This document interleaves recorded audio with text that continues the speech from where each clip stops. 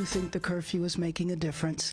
The people that I have seen on the street now are basically young people who are, were part of the protests, were clearly not part of the violence. A greater sense of calm in Los Angeles on the 8th straight day of anti-ICE protests. But another big test comes tomorrow when protesters plan to take to the streets in cities all across the country. To the young people and to the professional agitators, you're being watched. Good evening, everyone. Welcome to West Coast Wrap. I'm Alex Savage. Tomorrow's No Kings protests are meant to push back against Trump administration policies, including stepped-up immigration enforcement, which is what sparked an outcry in L.A. this week. The nationwide day of action also coincides with a military parade that President Trump has organized to mark the Army's 250th anniversary. It is also the president's birthday.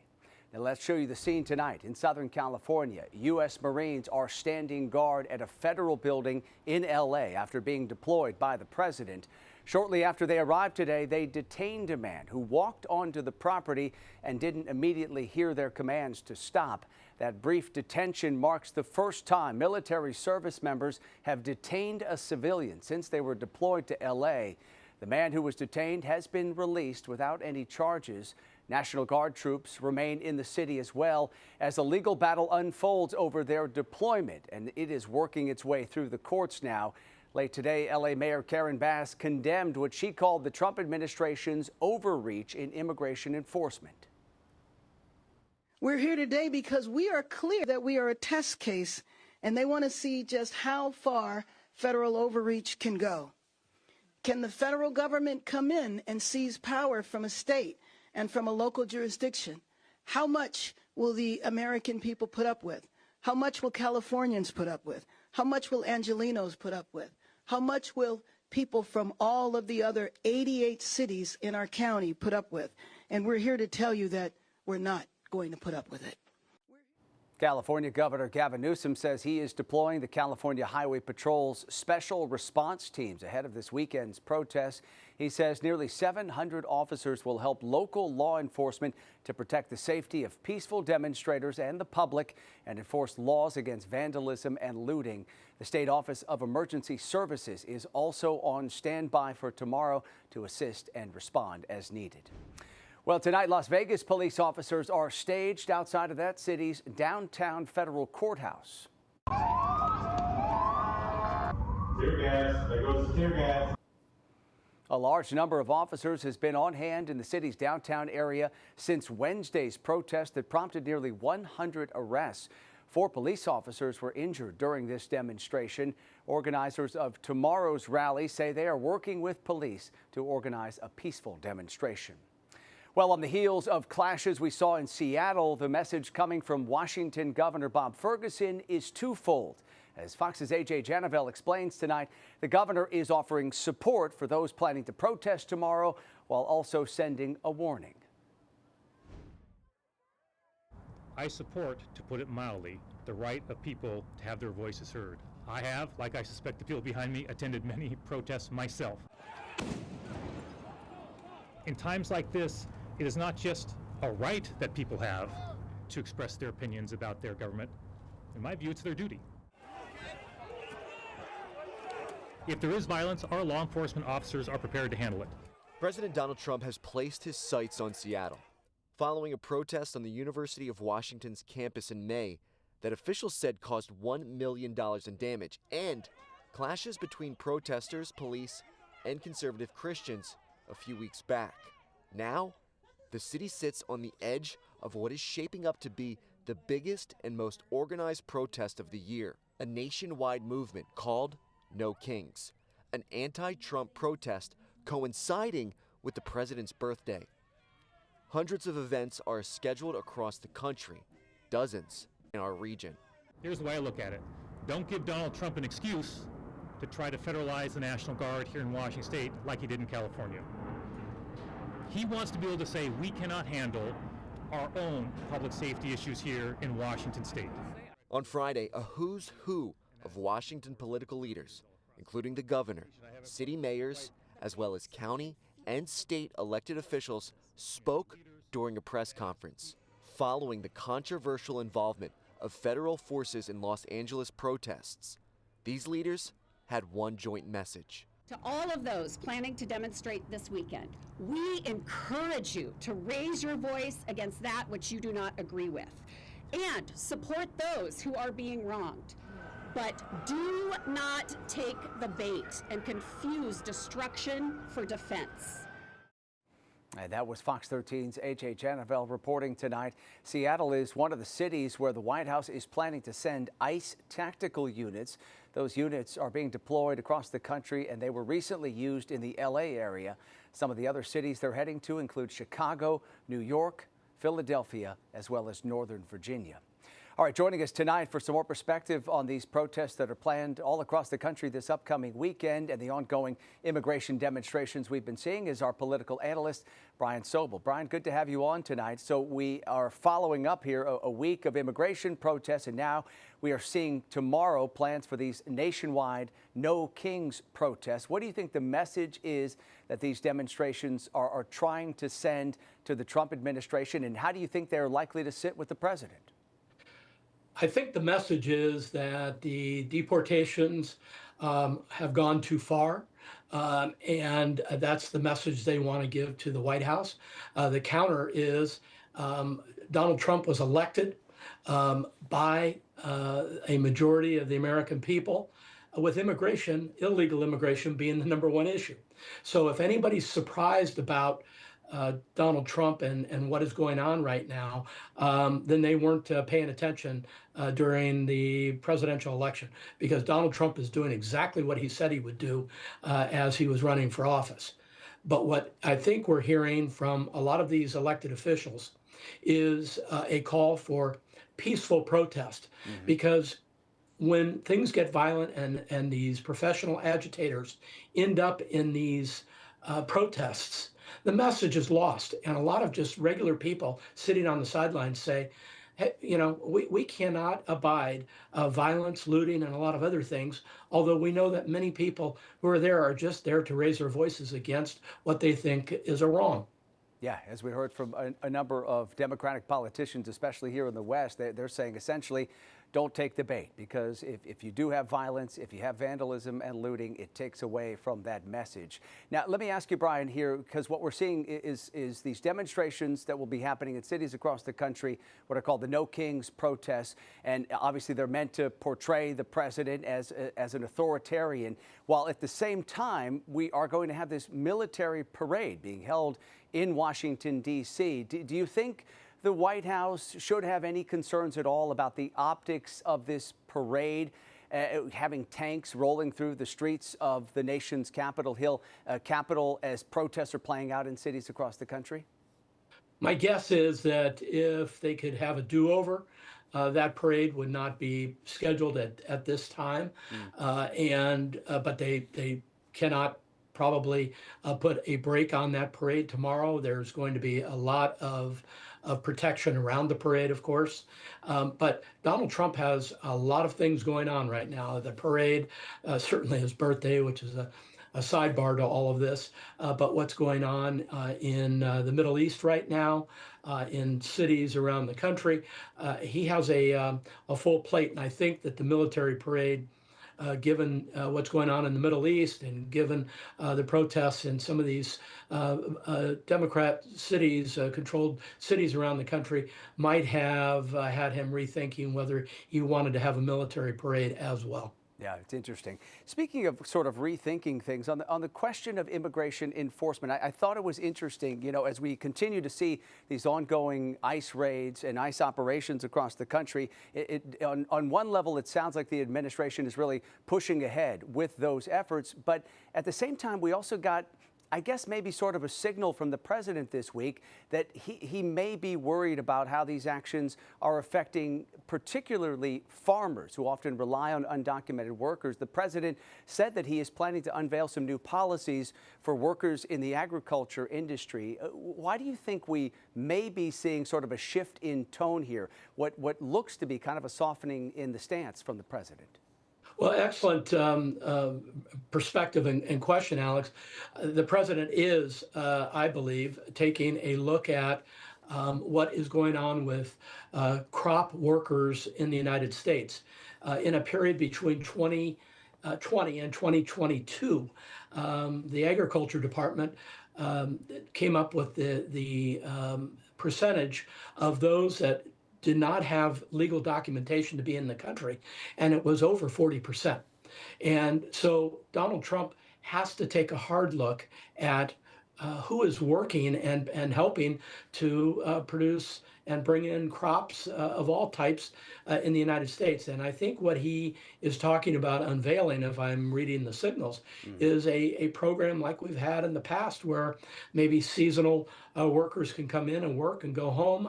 We have no idea what he has on his mind, but I know he's been receiving lots of pressure from members of Congress and people in farming states in particular saying, hey, we will not have enough workers to produce all of the crops and the fruits and vegetables that people expect if we don't have workers to bring them in. Yeah, it certainly sounds like he's getting some input here, and the president potentially kind of recalibrating his position here in real time. All right, we appreciate the analysis. Great to have you on here on a Friday night. Our political analyst, Brian Sobel. Good to see you. My pleasure, Alex. Have a good evening. All right, you too. Our coverage on these protests continues at our website. It's westcoastwrap.com, and some of what you'll find at our website is a look at how cities all across the country are making preparations for tomorrow's demonstrations. All right, coming up tonight here on West Coast Wrap, a shocking scene that was caught on camera in Colorado. We'll show you more of this footage as a man fires an assault rifle in the middle of a busy roadway. And in weather, here's our live camera in Phoenix. A current temperature of 104 degrees and dangerous heat in the weekend forecast. We'll have the update coming up. Also coming up tonight, a growing wildfire in Oregon burns more homes. What authorities are saying about efforts to contain this fire.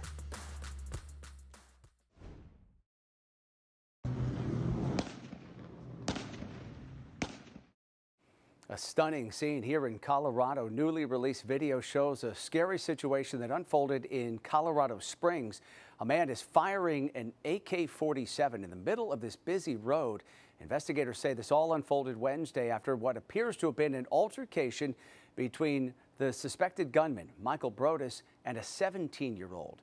That teenager did suffer multiple gunshot wounds to the arms. The victim's condition is unclear tonight, but we do know that Brodus has been arrested and is now facing charges of first-degree assault. At least 49 homes have now been destroyed by a wildfire in Oregon. It's one of two fires burning right now in the state. The Rowena Fire is burning about 80 miles east of Portland, and the Ferry Fire is a little farther east, and that's keeping crews very busy as well. As Fox 12's Spencer Schatt reports tonight, firefighters expect the Rowena Fire will continue to burn homes. Yes, we have it right here so we can just grab it and go. Stephen White and his wife, Tishy Stein, have lived on the edge of the Dalles for a little more than a year. And, we've never been evacuated for anything like this, so it's kind of a nerve-wracking situation. When they heard about the Rowena Fire on Wednesday spreading towards their home, they quickly packed a go bag.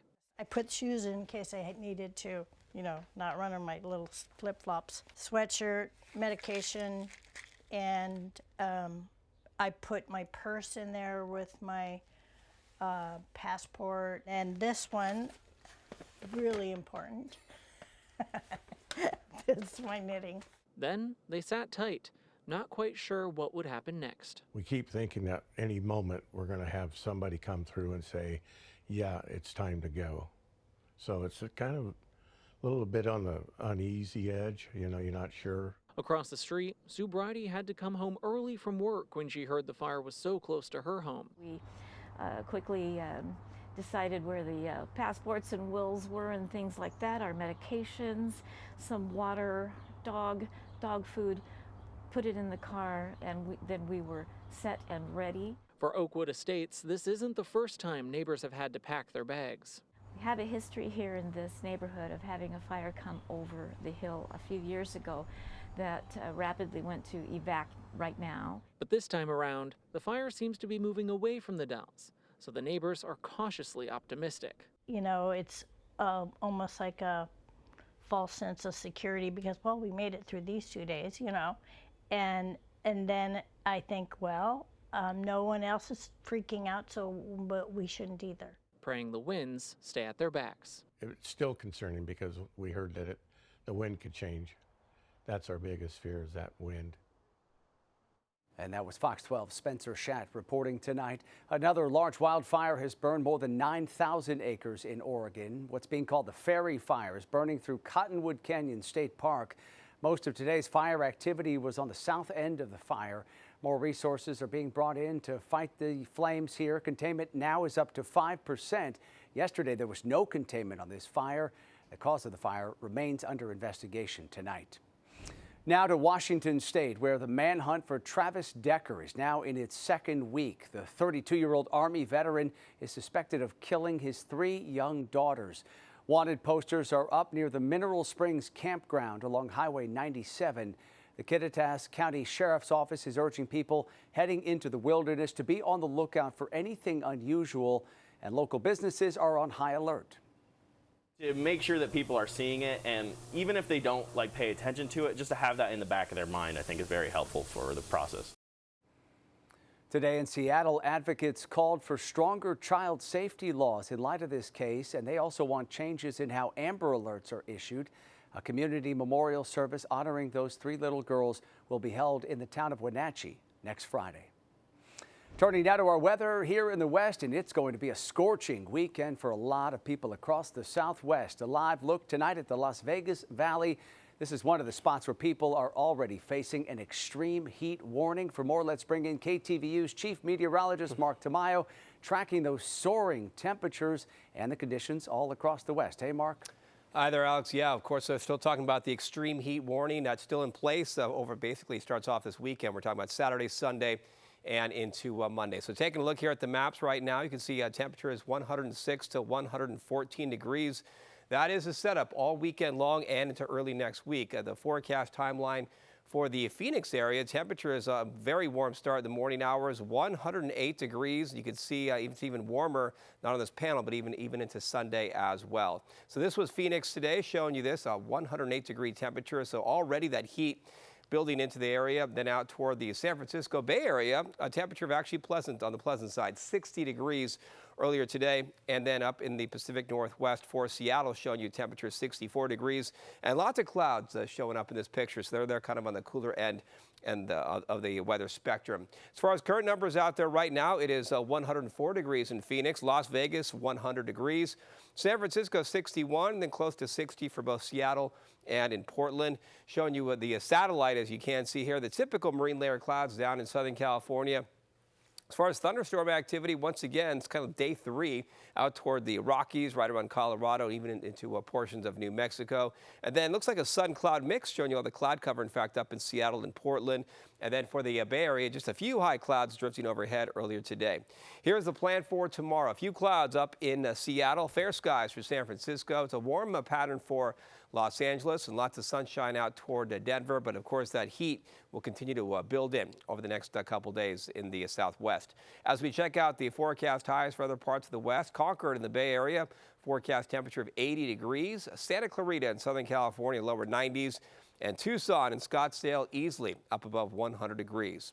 We're checking out the forecast, and as you can see here, not much of the way of significant weather in terms of stormy weather, just some scattered high clouds drifting into Northern California and into Southern California tomorrow afternoon. So here's the game plan over the next 3 days. As you can see, no big changes for Seattle, San Francisco, a sun-cloud mix. Southern California eventually warming things back up into a Sunday and a Monday. Some 90s out toward Denver, and then of course the heat really continues to build in. Look at this, 108 Saturday, 113 degrees on Sunday, 112 into Monday. And Alex, this is just a 3-day stretch, but basically over the next week, temperatures for Phoenix will be up above 100 degrees. So the heat's building in, and it will stick around long term into next week. Yeah. All right, Mark, we'll keep tracking it. Thank you. Coming up tonight here on West Coast Wrap, a Washington home abuzz, literally. Tonight, see what it takes to remove hundreds of thousands of bees. A 1930s home in Washington is full of more than just history. Fox 13's Shira Matsuzawa shows us what happened when 300,000 bees were discovered swarming in its walls. Overgrown with trees, and surrounded by nature. Most people didn't know there's a home here. A buzz could be heard coming from this once hidden home in Puyallup. It's pretty crazy. You could hear in the room, you could hear them humming, on the walls, and you can feel the heat. Joe Bowers is the owner of Bowers Plumbing and Remodel. They were working on this house built in the 1930s when they found this: bees, bees, and more bees. This was here, so that's a little scary. So they called Michael A. Prenorio, a beekeeper and contractor, to rehome the bees. Tore apart the eave and found it was just loaded with comb and brood, which is young bee. Michael estimates he pulled out at least 300,000 bees. They've got plenty of room. These old houses, they have no insulation in them usually in between the studs, so there's a lot of room. If they can find a place in, they're going to build. The bees were in the walls and the ceiling, but that was back in July. Then, about a week and a half ago, the bees were back. Michael says he pulled out another 50,000 bees. If you look at this hive box, you can see there are honeycomb here. And Michael tells me that you can actually fit 60 to 80,000 bees in this box. And he says he filled 5 of these boxes with bees from this home alone. Got all the bees pretty much out of there. There's some stragglers left behind. We were there as he sealed off the entrance. Well, kind of interesting and scary at the same time. Joe says the previous owners were older and had lived at the house for about 60 years. So I don't think they even went upstairs, for probably 10 years or more. Which is why he believes they probably didn't hear the bees buzzing through the upstairs wall. An encounter that went beyond anything anyone expected. Shira Matsuzawa, Fox 13 News. Wow, quite the scene there. All right, finally tonight, the Denver Broncos are reportedly looking for a new stadium. The website Business Den is reporting the Broncos have purchased land in Denver's Lincoln Park neighborhood. This is a little more than a mile east of the team's current stadium. The Broncos have not confirmed that report. Anthony Perez, who owns a bar and restaurant in that area, though, said that he would welcome the team. I think it would be truly tremendous for this neighborhood, because then a lot more people would be coming out, a lot more people would venture in. Yeah, it probably would make a big difference for his business. Now, the Broncos play right now at Empower Field at Mile High Stadium, and the team's lease there runs all the way through 2031. So obviously we'll keep following that. It'll be interesting to see if the Broncos find themselves a new home nearby. That does it for West Coast Wrap tonight. We appreciate you watching as always. And a quick reminder before we head out tonight, you can stay up to date on all the big stories we're covering across the West, including the ongoing protests and the demonstrations planned for tomorrow in cities across the West by heading to our website. It's westcoastwrap.com. And stream our shows on your smart TV. All you have to do is download the free Fox Local app. A live look here at downtown Phoenix. Have a great night.